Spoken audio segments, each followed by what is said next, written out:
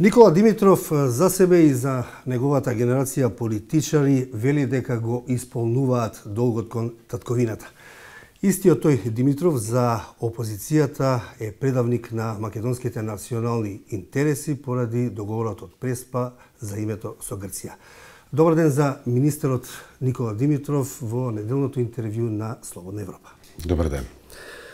Ве држи ли уште на смевката на расположение од Брисел кога амбасадорите на НАТО го подпишуваа протоколот за членство, за идното членство на тогаш идната Република Северна Македонија? Тоа беше ден што цел живот ќе го памтам. И имаше битка една внатрешна меѓу да ја задржам на смевката да не биде претерана, ама имаше и грудки. Бидејќи тоа е цел што четврт век се обидуваме да ја постигнеме како народ, како политичка нација, како општество. И еве со една нога сме веќе внатре, имаме столче во најмоќната алијанса на светот. Има ли доволно високо расположение во Европската Унија за доделување датум за преговори во јуни, со оглед на критиките кои Брисел ги упатува на особено на владењето на правото во држава и корупцијата? Ние имавме одличен извештај минатиот јуни и Европската Унија рече дека патот до почеток на преговорите се исцртува. Одлуката ја проектираа за јуни оваа година.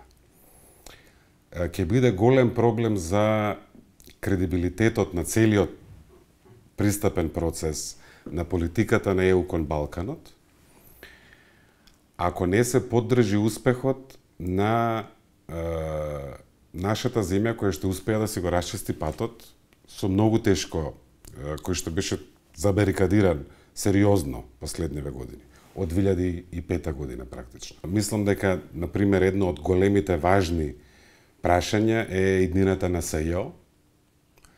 Тоа прашање ќе биде важно. Имаме голем аргумент не само во новиот закон со кој што се формираше Комисијата за антикорупција, туку и како ги избравме антикорупционерите. Значи имаме комисија со заби, која што може да гризе, а луѓе, составено од луѓе кои што беа избрани низ многу транспарентен, јавен процес и од секаде добивам сигнали дека таму има извонредна експертиза. Такви уште неколку работи, ако испорачаме, ќе бидеме во многу добра кондиција по европските избори да ни дозволат да го почнеме патувањето кон Европа и да се надпреваруваме во тоа што вреди во реформска смисла со Црна Гора и со Србија. Господине Димитров, грчката пречка е надмината. За височината на цената не постои национален консензус. Можно ли е некакво странување на тој договор или негово ревидирање од некои идни власти во Скопје и Атина, зашто има најави? Имаше Михаел Рот, германскиот министр за европски прашања за Европа, скоро коментар околу ова, вели не гледам после вакви честитки и восхит од меѓународната заедница, што ќе донесе ако се вратиме назад кон проблемот. Реакциите укажуваат дека проблемот бил многу тежок и растојанието било значително меѓу позициите на двете страни. Има еден елемент за окружување на нашата државност, која што почна 91-93 имаме обврска од Советот за безбедност на Обединетите нации да го надминеме овој проблем. И има еден вид афирмирање пред светот, со соседите пред се во нашиот регион, на нашиот македонски идентитет. Да, но колку овој преспански договор е меѓународно осигуран, може ли се некакви проблеми, да речеме, во Обединетите нации, бидејќи првичната реакција на Москва, ако се сеќавате, беше дека за нив Македонија останува Република Македонија без она северна? Ќе видиме одговор ќе има на нашата нота упатена до сите држави, меѓу кои и Руската Федерација. Ќе видиме што формално ќе стигне. Мислам дека патот во Обединетите нации е јасен. Имаше исто така многу позитивна изјава од генералниот секретар на Обединетите нации, од Гутереш, кој што исто така истакна дека ова е еден огромен успех, што е добро за регионалната стабилност, пример за други проблеми, и тој ќе ги информира и Советот за безбедност и Генералното собрание на Обединетите нации дека е проблемот затворен. Добро, меѓутоа според досегашните настапи на председателскиот кандидат на ВМРО ДПМН Гордана Силјановска, така како да сака токму Преспанскиот договор за името да биде една од главните теми во кампањата. Вие не рековте, меѓутоа не ги ни одрековте вашите председателски амбиции. Според некои внатре партиски сондажи доста добро котирате. Може ли да добиеме некаква информација до каде се тие работи? Дали сте вие можниот кандидат на владеачката коалиција? Мислам дека главната тема на председателските избори треба да биде иднината на нашата земја, како до подобар живот за нашите граѓани, како да не се мислиме што ќе биде со нас, дали ќе не биде. И тука ќе се судрат двата наративи, едниот на надежта и едниот на стравот.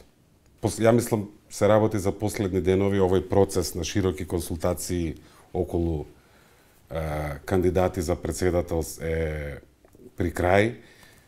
Има консултација со граѓаните, преку анкетите, преку фокус групи, консултација со политичките играчи, партиите во коалицијата, вон коалицијата. Мислам дека има доволно многу квалитетни луѓе, бидејќи многу е важно владата да има партнер, принципиелен во идниот председател, за да го фатиме патот и да ги искористиме овие години пред нас, кои што можат да бидат златни години, бидејќи искуството на другите земји кои што влегле во НАТО и зачекореле кон Европската Унија покажуваат дека тие години се годините на вистински промени, на економски развој, и ние дома да се договориме да туркаме сите напред, да не биде дел да туркаме напред, дел да влечеме назад. Каков е ставот на ДУИ околу евентуалната ваша кандидатура? И дали би прифатиле ако на крај владеачката коалиција се реши за консензуален кандидат и тој да биде Никола Димитров? Јас сум фокусиран на мојата работа. Тоа може да звучи како клише, ама имаме уште многу работа. Договорот влезе во сила, има многу околу имплементацијата. Наскоро ќе одам на билатерална посета во Софија. Тоа е еден однос што исто е важен, баре негување. Почнавме еден многу процес на заедничко растење на некој начин со нашите соседи таму. Според моето искуство, ефектот е 80% личност, 20% позиција. Дали ќе биде од оваа канцеларија, од онаа канцеларија, од трета канцеларија, ја ќе дадам се од себе, нашата генерација, не тие што се само со мене родени, туку сите што сме сега активни, да ја поминеме линијата на сигурност, да им дадеме барем пристојна шанса на следната генерација за среќен живот. Добро, дали Бугарија е старо новиот проблем за македонската европска интеграција? Како оценувате работата на мешовитата македонско-бугарска комисија? Јас имам висока почит кон тие луѓе. Нашата цел беше оние моменти кои што се заеднички од нашата историја, кои што не поврзуваат како народи, како држави, да најдеме начин така да гледаме на нив, да создаваме пријателство, а не оддалечување. Со министерката Захариева делувате вака многу пријателски, кога човек ќе погледне и во Брисел и на некои други форуми во Софија, например. Како ги оценувате нејзините изјави за бугарскиот карактер на делот македонското минато? Дали се тие во насока на градење заедничка европска иднина? Тоа е еден процес кој што има три цели. Од една страна треба да не сближи вистински, да направи таква атмосфера да не може да се добиваат политички поени со негативни изјави кон другиот. Да им ја отежнеме работата на тие што сакаат да ја растураат приказната и односите. Второ, растење, да бидеме доволно силни во тоа кој сме и во тој однос посебно тоа се однесува на македонците, на македонскиот народ, да погледнеме отворено кон сопственото минато, а во Бугарија да бидат исто така доволно силни да погледат во реалноста денеска каква е и да не прифатат кој сме. Сега, кога сме кај соседите, Србија не може да не блокира на евроатлантскиот пат, меѓутоа некои последни изјави на српското раководство, на председателот Вучич, на министерот за одбрана Вулин, дека Скопје станува центар на разузнавачки активности против Белград, дека Скопје, Загреб и Приштина исто нешто работат, дека Србија никогаш нема да биде Македонија. Дали не застрануваат повторно македонско-српските односи? Нашата визија за Балканот тргнува од предпоставката дека ние не можеме да бидеме успешни и да одиме напред, ако и нашите соседи не се успешни да не одат напред. Ние имаме силен интерес и Србија да биде успешна, и Албанија да биде успешна, и Косово да биде успешно, и така натаму, и така натаму. И во таа смисла, имајќи предвид дека ние со Србија имаме заедничко минато во бившата Југословенска федерација, убеден сум дека имаме заедничка иднина во идната Европска унија. Прашање на лидерство и на рационалност, дали таму ќе стигнеме заедно, рака под рака, поддржувајќи се, или расправајќи се.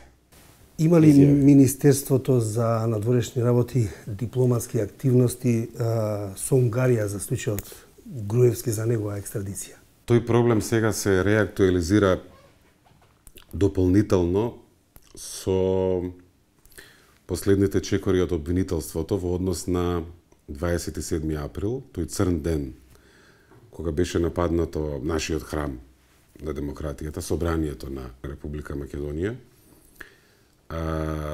Ние имавме тука делумна амнестија која што направи дистинкција, ги разграничи оние кои што организирале, кои што учествувале во насилство.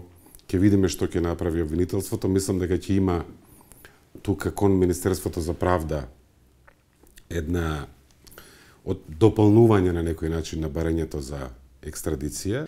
Тука имаме заеднички интереси и различни интереси. Заедничките интереси со Унгарија ни се да продолжиме да тргуваме, да продолжиме да се поддржуваме за крупните интереси, евроинтеграциите, евроатлантските интеграции. Имаме различен интерес и целосно различно гледање на случајот со Груевски, бидејќи ние имавме домашна задача од Европскиот совет од минатата година заклучоците, да има одговорност за индициите за злоупотреби, криминал, корупција од прислушкуваните разговори и за нападот врз собранието, посебно за организаторите, иницијаторите и така натаму. Ви благодарам за разговорот. Благодарам на можноста. А вам, почитувани, ви благодарам за вниманието со кое го следевте интервјуто со министерот за надворешни работи Никола Димитров во неделното интервју за Слободна Европа.